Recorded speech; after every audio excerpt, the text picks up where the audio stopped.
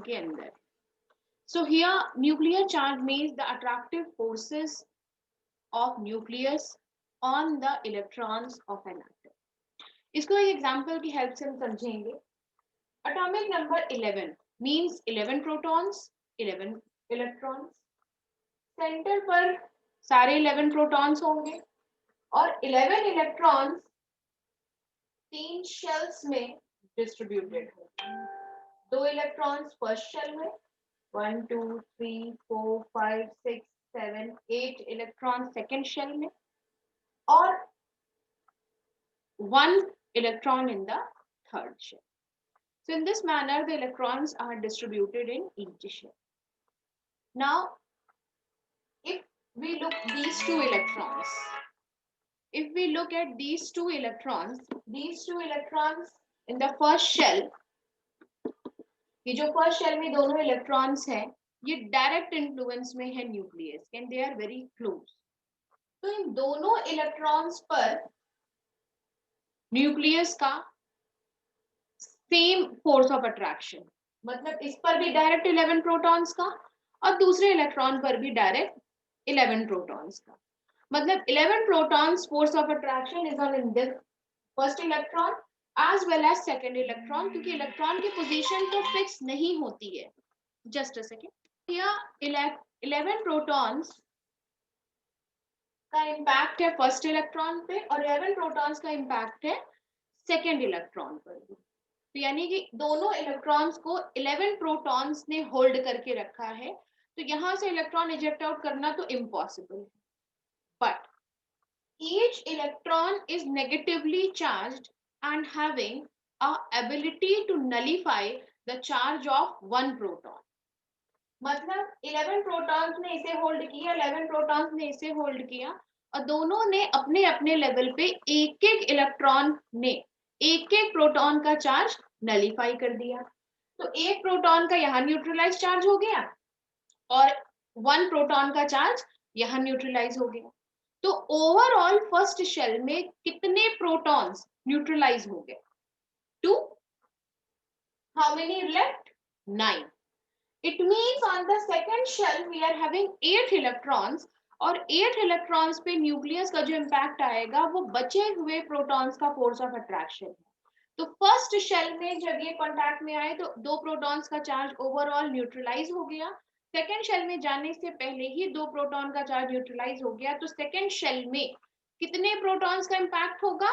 9। और हर एक इलेक्ट्रॉन पे, भाई सारे इलेक्ट्रॉन लगातार रिवॉल्व कर रहे हैं तो हर इलेक्ट्रॉन पे बराबर चार्ज आएगा।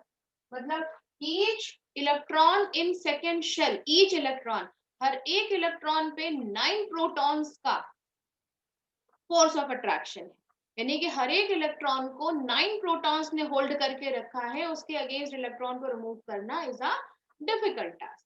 लेकिन सेकेंड शेल में each electron is neutralising charge of 1 proton, यानी कि हर एक इलेक्ट्रॉन को होल्ड तो 9 प्रोटॉन्स ने कर रखा है और हर एक इलेक्ट्रॉन अपने अपने लेवल पे एक एक इलेक्ट्रॉन का चार्ज न्यूट्रलाइज कर दे रहा है। तो here how many protons charges neutralise overall? तो अगर हर एक इलेक्ट्रॉन का हम काउंट कर लें तो ओवरऑल 8 प्रोटॉन्स का चार्ज न्यूट्रलाइज हो गया। तो अब बचे कितने? 2 यहाँ पर हो गया, 8 यहाँ पर हो गया। तो 9 के इम्पैक्ट में ओवरऑल सेकेंड शेल में 8 प्रोटॉन्स का चार्ज न्यूट्रलाइज हो गया। तो बचा कितना? 1। तो यानी कि जो थर्ड शेल पे सिंगल इलेक्ट्रॉन है इसको कितने प्रोटॉन्स ने होल्ड किया है? सिर्फ 1, जो कि बहुत वीक चार्ज है, इसलिए यहां से इलेक्ट्रॉन को रिमूव करना इजी है। तो ये जो लास्ट शेल यानी कि वैलेंस शेल में ईच इलेक्ट्रॉन पे जो न्यूक्लियस का चार्ज आया, यानी कि each electron is having 1 proton यहाँ पर, तो वैलेंस शेल पर ईच इलेक्ट्रॉन पर जो न्यूक्लियर चार्ज आया that is effective nuclear charge. और एटम में हर एक इलेक्ट्रॉन पे जो आ रहा है वो nuclear charge. Now I am going to increase the atomic number 12। तो अगर एटॉमिक नंबर 12 कर दें तो लास्ट शेल में 2 इलेक्ट्रॉन आ जाएंगे। वही प्रोसीडिंग, ईच इलेक्ट्रॉन पे कितने प्रोटॉन्स का चार्ज आया? 12। न्यूट्रलाइज ओवरऑल कितने का हो गया? 2। बचे कितने? 10। सेकेंड मतलब कि हर एक इलेक्ट्रॉन पे कितने का इम्पैक्ट आया 10, न्यूट्रलाइज कितने हुए 8, तो बचे प्रोटॉन्स कितने 2। अब ये जो 2 इलेक्ट्रॉन्स हैं इन दोनों पर ईच पर 2 प्रोटॉन, यानी कि इसको भी फोर्स ऑफ अट्रैक्शन 2 प्रोटॉन्स का है और इस पर भी फोर्स ऑफ अट्रैक्शन 2 प्रोटॉन्स का है। तो अगर प्रीवियस से कंपेयर करें कि जब लास्ट शेल में 1 इलेक्ट्रॉन था तो वहां पर फोर्स ऑफ अट्रैक्शन ज्यादा था या इस केस में फोर्स ऑफ अट्रैक्शन ज्यादा है?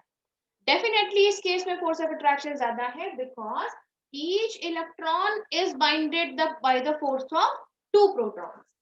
यहाँ पे एटॉमिक नंबर हम 13 कर दें तो फिर वही बात आ गई, अगर 3 इलेक्ट्रॉन है तो ईच इलेक्ट्रॉन को होल्ड किया है 3 प्रोटॉन्स के चार्ज ने। एटॉमिक नंबर 14 कर दें तो यहाँ पे 4 इलेक्ट्रॉन्स आ गए, तो यहाँ पर ईच इलेक्ट्रॉन को 4 प्रोटॉन है, हर एक इलेक्ट्रॉन पर 4 प्रोटॉन्स का है।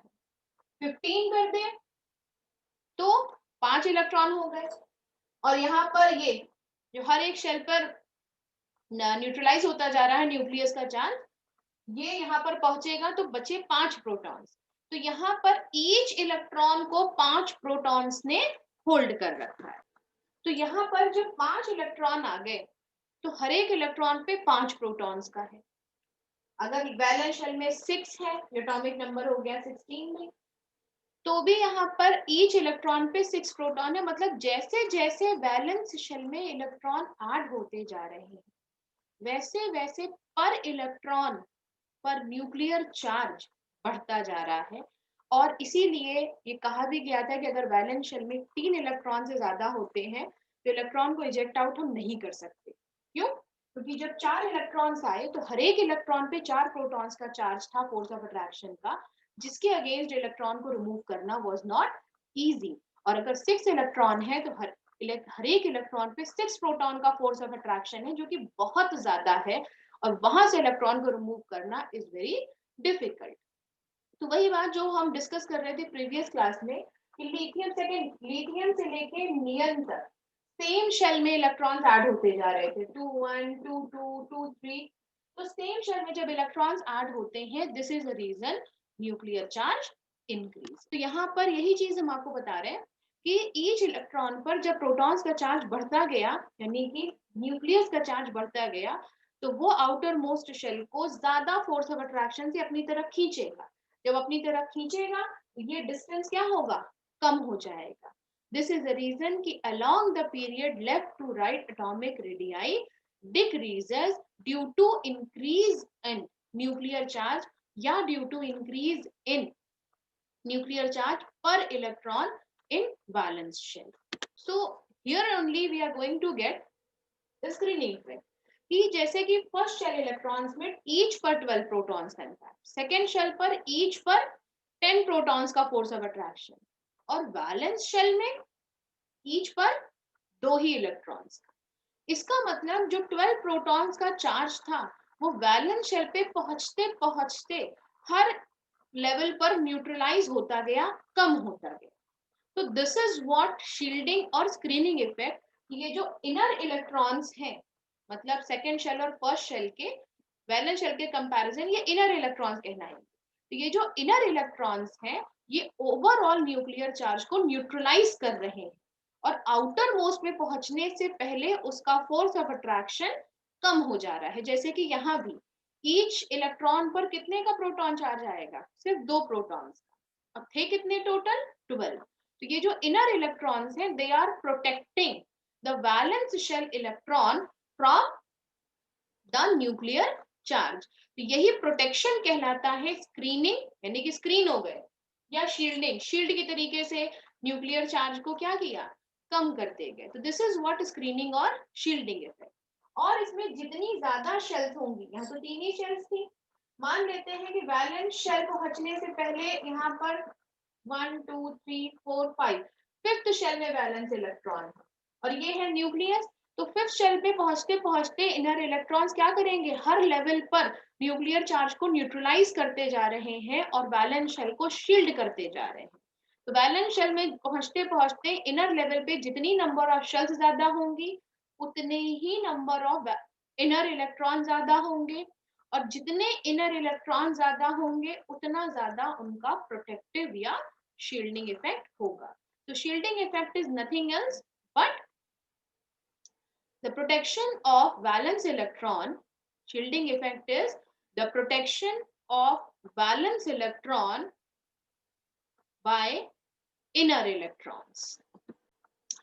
The definition of nuclear charge: the magnitude of positive charge, the magnitude of positive charge on the nucleus, the magnitude of positive charge on the nucleus,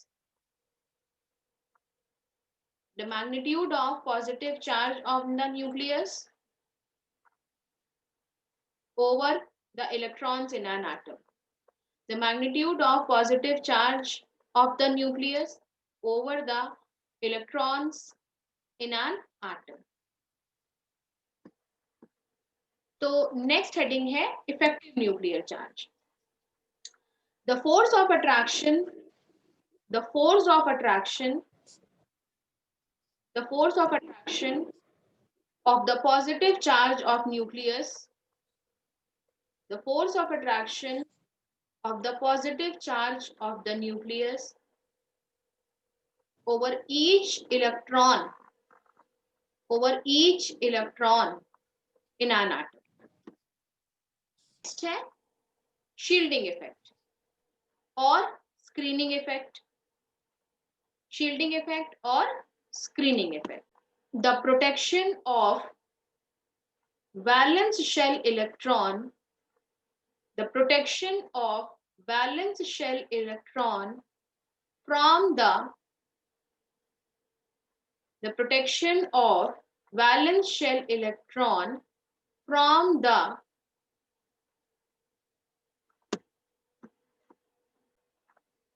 the protection of valence electron from the attraction of nucleus by the inner electrons,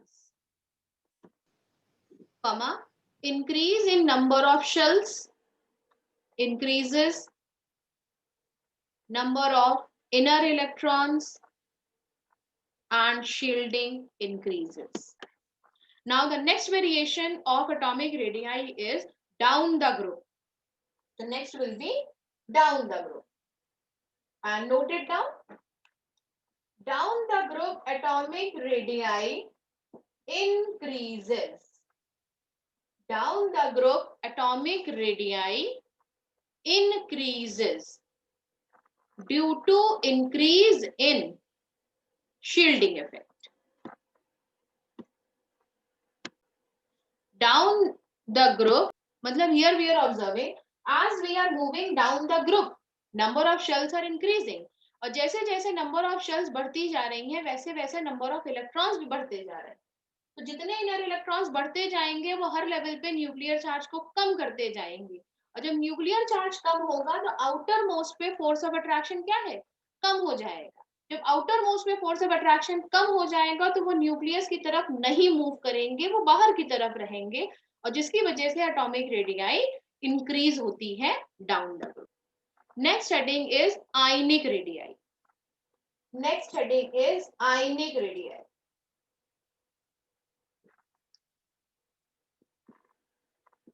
ionic radii. Now you must be thinking about कि ionic radii हमने पहले क्यों नहीं पढ़ाया. क्योंकि अब तक जो भी हमने एटॉमिक रेडियाई पढ़ी थी वो half of the internuclear distance थी और दोनों ही एटम्स सेम काइंड में थे. लेकिन आयनिक रेडियाई में दोनों एटम सेम काइंड नहीं हो सकते. एक कैटायन है एक एनायन है और वहां पर हम हाफ ऑफ द डिस्टेंस नहीं ले सकते. So before proceeding to the explanation, write down the definition. The effective distance from the center of the nucleus of an ion, effective distance from the center of the nucleus of an ion up to the last shell having electron. अब ये लग रहा होगा कि यहाँ तो हमने single atom का ही डिस्टेंस लिया कि भाई न्यूक्लियस से आउटर मोस्ट शेल तक का. बाकी में नहीं किया, क्योंकि बाकी थे एटम्स जो इंडिविजुअली एग्जिस्ट नहीं करते। यहां हम बात कर रहे हैं आयन की, जो कि स्टेबल है बट चार्ज है, रिएक्टिव, और ये इंडिविजुअली एग्जिस्ट करते हैं, stable but as well as reactive in comparison to atom, because they consist of a charge, लेकिन इनके जो ऑक्टेट है वो भी कंप्लीट। तो ये एक इंडिविजुअल स्टेट में एग्जिस्ट करते हैं, चाहे वो कैटायन हो या एनायन हो, वो इंडिविजुअली आइसोलेटेड स्टेट में एग्जिस्ट करते हैं। तो दिस इज द रीजन कि यहाँ जो डिस्टेंस होगा वो न्यूक्लियस से आउटर मोस्ट शेल तक का ही डिस्टेंस होगा। अब आयन है तो जाहिर सी बात है कि रिएक्टिव होगा, वो हमेशा एक किसी ना किसी अपोजिट चार्ज के साथ प्रेजेंट होगा। तो कैटायन ये और एनायन ये दोनों ही एग्जिस्ट करते हैं इंडिविजुअली, लेकिन यहाँ पर हम इंटर न्यूक्लियर डिस्टेंस नहीं लेंगे। भाई ये है इंटर न्यूक्लियर डिस्टेंस, हम इंटर न्यूक्लियर डिस्टेंस नहीं ले सकते क्योंकि दोनों आटम सेम नहीं।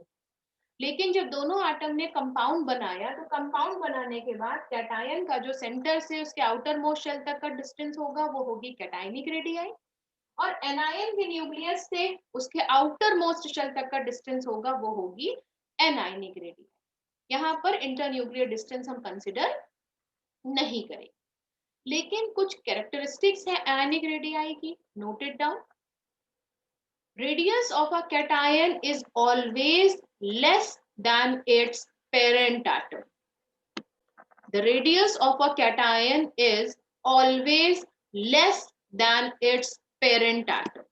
So here अगर हम सोडियम एटम की बात करें तो सोडियम एटम इज 281, और सोडियम आयन की बात करें तो इट इज 28 पॉजिटिव चार्ज।